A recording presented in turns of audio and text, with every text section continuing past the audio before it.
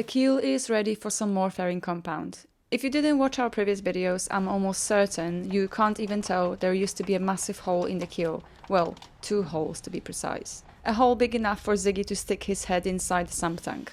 It started off with a small one, but then we made it bigger to be able to fix the laminate inside the sump tank. Eventually we closed the sump tank completely using epoxy expanding foam with layers of glass mat in between to strengthen the keel. Anyway, fast forward to today, and I'm happy to say that the holes are no longer there. This doesn't mean we can forget about the keel completely. We still need to spend some time to make it, I dare say, perfect.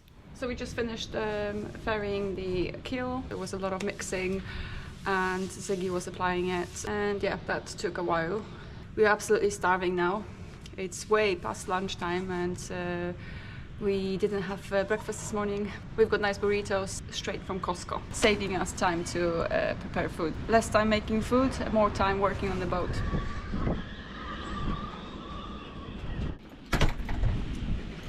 I need to hurry. I've got 20 minutes before the store shuts. I ordered resin, a big tub of 20 liters, but I completely forgot to order hardener with it. Tomorrow is Sunday, the store opens a little bit later, about 10 o'clock I think, or 11. And we would like to start early in the morning, so I don't really want to run out of resin or varnish, because varnish is running low as well. Let's hope I make it on time, just before they close. They had everything in stock, and literally I got here like 5 minutes before the store shut, so how lucky. Oh my god.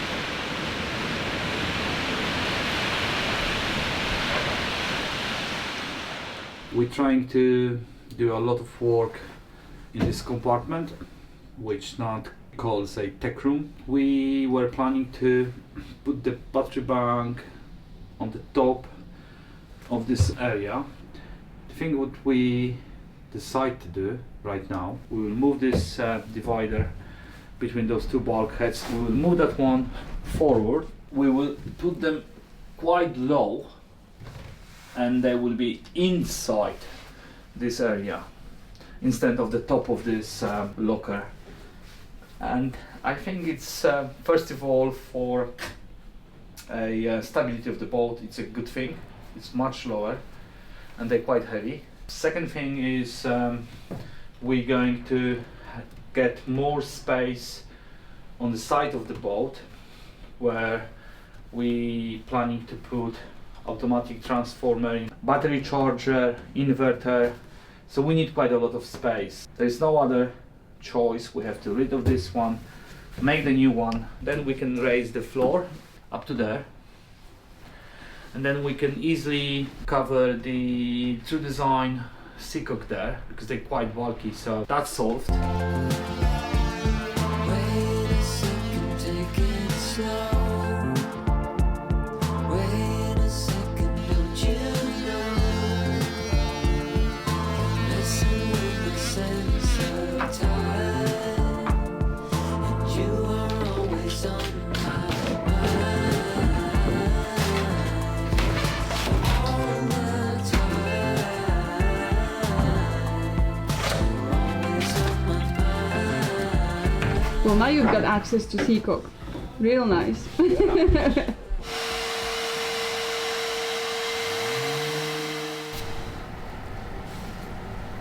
I hope I could start sanding this fairing compound, which we did yesterday, but it's still a bit too soon.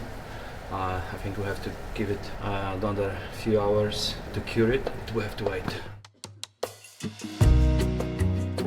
We moved to the engine room, which we also need to get ready for repair works, painting, new installation, rebuild of the oil sump pan, etc.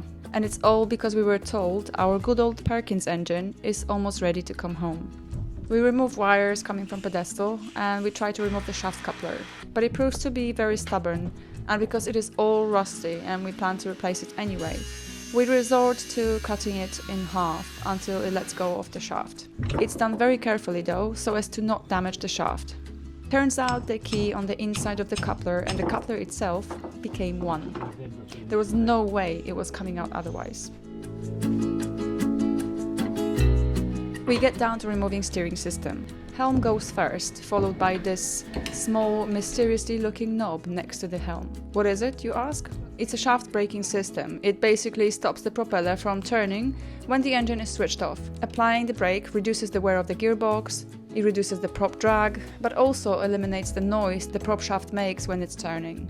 Sounds great, right? This one right here, though, was pure evil.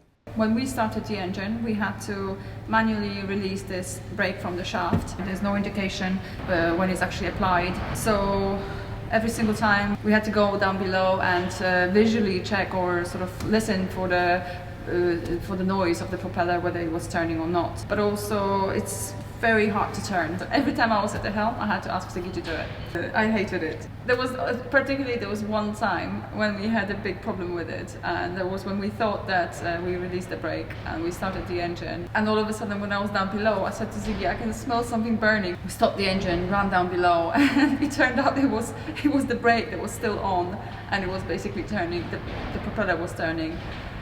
With the brake on, that created a bit of smoke. It was horrible. I was terrified. I thought the engine was on fire. So yeah, that's why I hate this thing. Nowadays, it's all automatic. You start the engine and it releases the brake, and you stop the engine, it will apply the brake. Something to think about when we have to get a new one, because definitely I don't want to keep this one. The pedestal here will definitely need some TLC at some point, but for now it is set aside.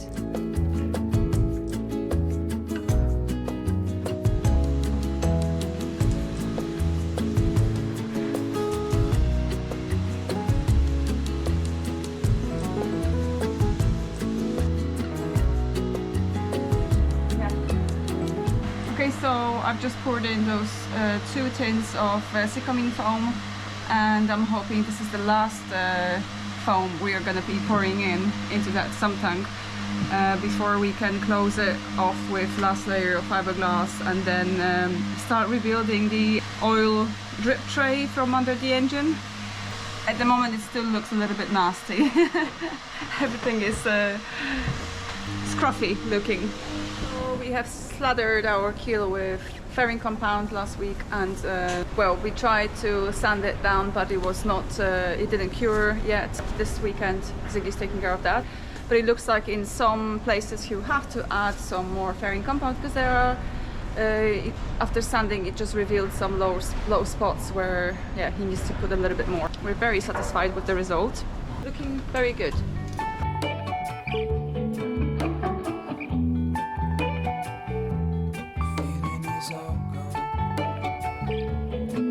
Are you hugging the keel? Yeah. He's checking the keel. I know you have formed a bond, a relationship with this keel. No surprise, he spent here so much time that anyone would. This is probably the last bit of fairing compound we will need to apply here. When the weather improves and it gets warmer, we will be applying barrier coat and then copper coat. Just thought I'll come and check on the foam. It's about 3 hours later. We've kept the temperature roughly around 20 degrees in here, and below as well. We were warming the keel in our flimsy tent. It's looking pretty good actually.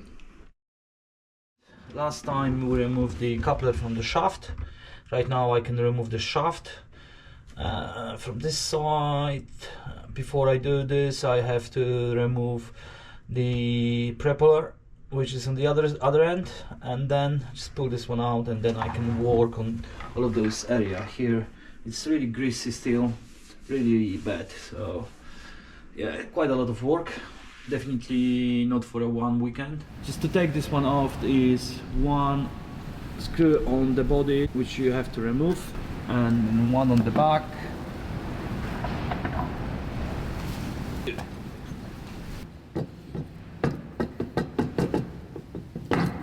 And there is also a small key which is in a groove on the end of the shaft. So that's done, yeah. This prop here is 40 years old. It held pretty well over time. Propellers are carefully selected for the boat type or even type of sailing you do. That's why choosing a folding propeller or a feathering propeller, like ours, is a better choice if you have a blue water cruiser. Self-feathering means that blades run parallel to the flow of water, presenting minimum profile which reduces drag and gives better performance under sail. It is a superb propeller, and that is why we are a bit concerned we may have to splash on a new one. But before we panic, let me elaborate. We reached out to their manufacturer to request a service of the prop and make sure it's sound. I have to say, we were absolutely certain that there was nothing wrong with it. We were told, however, that it looks to be pockmarked and could have become brittle over time, and we may have to replace it. But before we write it off completely, we need to find out if there's anything that can be done to save it. Your opinion and suggestions, as always, are more than welcome. Let's not forget that in between the filming, mixing resin and assisting Ziggy when needed, I am still attending to the deck and removing the caulking, occasionally getting free splinters in return for this service. Okay, so I have finished removing the caulking in most of the seams, and now I'm taking care of the ones on the outside of the deck, the ones by the bulwark. These are hard work and they are not coming out that easy, which in a way it's a good sign, so they are holding on pretty well. But yeah, for me it's not good news because I want to remove them. You could say that we could keep them and sort of not touch them at all, and if they're holding on well, that means they've got a good bond. But if we plan to spray or paint the cockpit and also around the bulwark, we would like the paint to reach all the way to the deck rather than what was done so far. And the paint was actually only up to the level of the caulking. This is going to take a while because it's quite tiring on the hands. Also, what makes it a little bit difficult to remove is the tow rail is still in place, and the angle at which I'm holding the tools is not like straight down. It's sort of, I have to hold it at an angle. And some of the tools I can't use, like chisel for example, it doesn't just work. I'm mostly using a Stanley knife and also this little fella, which has been very handy. When all the caulking is gone, then I will move to the next step, which is sanding all the grooves by hand. There is a little very handy tool from Teak Decking Systems. Last time I checked, it was not in stock. I couldn't get hold of it. It's very simple, so we probably could make one similar one ourselves. But we came up with another way. Now the tool I'm talking about is one that we got for something completely different. But Ziggy came up with an idea to try it on deck, and it's the flexi sander. He got it for me. He's got the big ones and I've got the tiny, cute little flexi sander. And yeah, this actually proves to be quite handy here on deck as well. I don't think it was meant for that, but why not? If it works, it works. So how he used it, basically we put a Mirka net on it.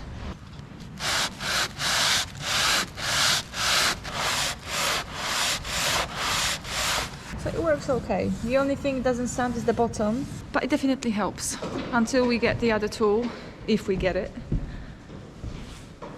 This is an alternative. To help us grow this channel, consider subscribing and give us the thumbs up. Thank you, and see you back here next week. Now you know.